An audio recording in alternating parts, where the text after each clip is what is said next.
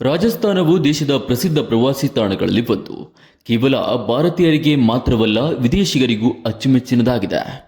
ವಿವಿಧ ರಾಜಕುಟುಂಬಗಳಿಗೆ ನೆಲೆಯಾಗಿತ್ತು. ಇನ್ನು ಅದ್ದೂರಿ ಅರಮನೆಗಳು, ಕೋಟೆಗಳು ಮತ್ತು ಉದ್ಯಾನವನಗಳು ರಾಜಸ್ಥಾನ ರಾಜ್ಯದ ಶ್ರೀಮಂತ ಪರಂಪರೆ ಮತ್ತು ಐತಿಹಾಸಿಕತೆಗಳಿಗೆ ಸಾಕ್ಷಿಯಾಗಿವೆ. ರಾಜಸ್ಥಾನದ ಪ್ರಮುಖ ಪ್ರೇಕ್ಷಣೀಯ ಸ್ಥಳಗಳ ಮಾಹಿತಿ ಇಲ್ಲಿದೆ. ಜೈಸಲ್ಮೇರ್ ಥಾರ್ ಮರುಭೂಮಿಯ ಮರಳು ದಿಬ್ಬಗಳಿಂದ ಕೂಡಿರುವ ಮೆರಗಿನ ಜೊತೆ ಹಂಚಿಕೊಂಡಿರುವ ನಗರ. 1156ರಲ್ಲಿ ನಿರ್ಮಾಣಗೊಂಡ ಈ ನಗರವು ಸಂಮೋಹನಗೊಳಿಸುವ ಪ್ರಾಚೀನ ಕೋಟೆಯನ್ನು ಹೊಂದಿದೆ. ಇದು 5 ಅರಮನೆಗಳು, ಹಲವಾರು ದೇವಾಲಯಗಳು ಮತ್ತು ಕೆಲವು ಸುಂದರ ಹವೇಲಿಗಳನ್ನು ಹೊಂದಿದೆ. ಮರುಭೂಮಿಯಲ್ಲಿ ಒಂಟೆಗಳ ಸಫಾರಿಗಳು ಜನಪ್ರಿಯ. ಗೋಲ್ಡನ್ ಸಿಟಿ ಅಂತಲೇ ಇದು ಪರಿಚಿತ. ಜೈಪುರ್ ರಾಜಸ್ಥಾನದ ರಾಜಧಾನಿ ಮತ್ತು ಪ್ರವಾಸಿಗರಿಂದ ಗುಲಾಬಿ ನಗರ ಎಂದು ಕರೆಯಲ್ಪಡುವ ನಗರ. ನಗರವು ಅಸಂಖ್ಯಾತ ಐತಿಹಾಸಿಕ ಸ್ಮಾರಕಗಳು ಮತ್ತು ಸಂರಕ್ಷಿತ ಕಟ್ಟಡಗಳಿಂದ ತುಂಬಿದೆ. ಅದು ರಜಪೂತರು ಮತ್ತು ಮೊಘಲರ ಯುಗಕ್ಕೆ ಹಿಂತಿರುಗಿಸುತ್ತದೆ. 100 ಮನೆಗಳು ಗುಲಾಬಿ ಬಣ್ಣವನ್ನು ಹೊಂದಿರುವ ಕಾರಣ ಜೈಪುರಕ್ಕೆ ಗುಲಾಬಿ ನಗರ ಎಂದು ಹೆಸರು ನೀಡಲಾಗಿದೆ. ಜೈಪುರ ಯುನೆಸ್ಕೋ ವಿಶ್ವ ಪರಂಪರೆಯ ತಾಣವೂ ಆಗಿದೆ.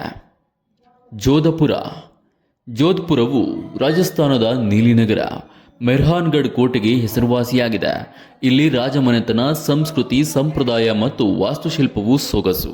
ರಾಜಮನೆತನದ ನಗರವು ಛಾಯಾಗ್ರಾಹಕರು, ಬರಹಗಾರರು ಮತ್ತು ಕವಿಗಳು ಸೇರಿದಂತೆ ಹಲವು ಸೃಜನಶೀಲ ಮನಸ್ಸನ್ನು ಪ್ರೇರೇಪಿಸಿದೆ.